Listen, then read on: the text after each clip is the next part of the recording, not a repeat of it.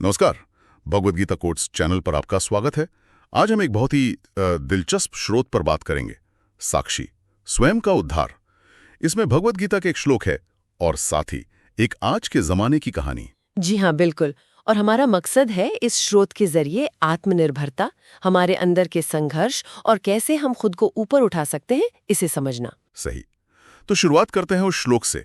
भगवद गीता अध्याय 6 श्लोक 5। हाँ, श्लोक है, उद्धरेदात्मनात्मानं नात्मानं अवसादयेत् आत्मैव ह्यात्मनो बंधुर आत्मैव रिपुरात्मनः। सुनने में ही काफी गहरा लगता है। इसका मतलब क्या हुआ सरल शब्दों में?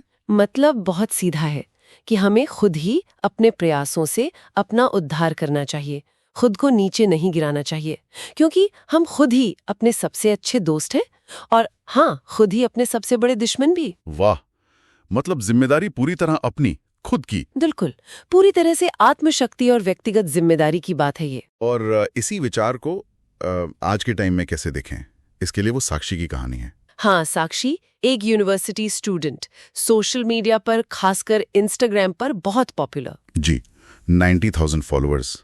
बाहर से तो लगता होगा कि इसकी लाइफ एकदम सेट है, परफेक्ट है। हाँ, पर यही तो मतलब स्रोत इसी विरोधाभास को पकड़ता है।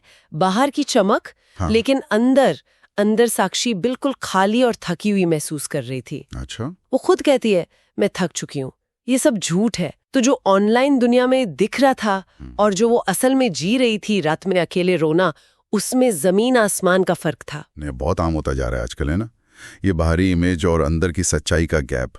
बिल्कुल, और यहीं गीता का श्लोक और गहरा हो जाता है। तो कहानी में वो पॉइंट कब आता है जब उसे ये एहसास होता है, मतलब कुछ बदलता है? वो आता है लाइब्रेरी में। अचानक उसकी नजर इसी श्लोक पर पड़ती है, उद्धरेदात्मनात्मनम, और स्रोत बताता है कि उसे एकदम से लगा कि अरे, उसे बाहर की दुनिया से नहीं बल्कि खुद से। हाँ, उसे खुद से बात करने की जरूरत है, कोई और नहीं, उसे खुद से बात करनी थी। ये है वो टर्निंग पॉइंट, सेल्फ रियलाइजेशन का मोमेंट। जी। ये समझना कि जवाब बाहर नहीं, अंदर खोजना है। तो क्या उसने सिर्फ सोचा या फिर कुछ किया भी? नहीं, उसने कदम उठाए। और पहला कदम, जो आज के टाइम में बहुत बड़ा है, सोशल मीडिया से ब्रेक। ओह, ये तो मुश्किल रहा होगा उसके लिए। हाँ, पर उसने किया। फिर थेरेपी शुरू की, जर्नलिंग करने लगी, मतलब अपने मन को समझने की कोशिश। स्रोत में एक लाइन है बहुत अच्छी, उसने अपना मन पढ़ा जैसे वो कोई किताब हो। अपना मन पढ़ा जैसे वो कोई किताब हो, क्या बात है, मतलब गहरी आत्मखोज। हाँ बिल्कुल, खुद को परत दर परत समझना। और इसका नतीजा, क्या बदलाव आया उसमें? नतीजा ये हुआ कि अब वो सिर्फ पोस्ट नहीं करती थी। अच्छा। अब वो जीती थी असल में। स्रोत यही कहता है, मतलब दिखावे की दुनिया से निकलकर असल जिंदगी में आ गई। बिल्कुल, उसने उस श्लोक का जो असली मतलब था उसे अपनी जिंदगी में उतार लिया कि असली लड़ाई और जीत वो अंदर ही है। तो अगर हम इसे समेटें तो ये स्रोत, मतलब श्लोक और साक्षी की कहानी मिलके यही कह रहे हैं कि हमारी जिंदगी की सबसे बड़ी जंग हमारे अपने अंदर चलती है। जी हाँ। हम खुद को उठा भी सकते हैं और गिरा भी सकते हैं। चुनाव हमारा है, आत्मनिर्णय ही सब कुछ है। हाँ, बिल्कुल सही। आत्म जागरूकता, अपने ऊपर निर्भर रहना, अपनी भावनाओं को, अपने विचारों को संभालना, यही इसका सार है। हम ही अपने बेस्ट फ्रेंड हैं और हम ही अपने वर्स्ट एनिमी।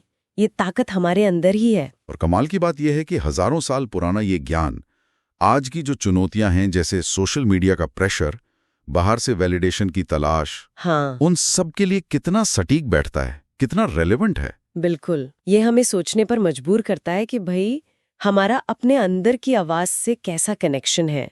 हम बाहर की दुनिया की वाहवाही या आलोचना को कितनी तवज्जो देते हैं। सही।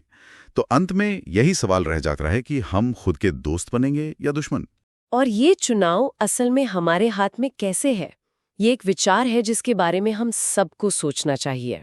बिल्कुल, बहुत ही गहरा संदेश। उम्मीद है आपको आज की ये चर्चा पसंद आई होगी। जी। अगर हाँ, तो इस वीडियो को लाइक करें, हमारे चैनल भगवद गीता कोट्स को सब्सक्राइब करें और इसे उन लोगों के साथ शेयर करें जिन्हें शायद इसकी जरूरत हो। अगली बार फिर मिलेंगे एक नए स्रोत और नई चर्चा के साथ। धन्यवाद। धन्यवाद।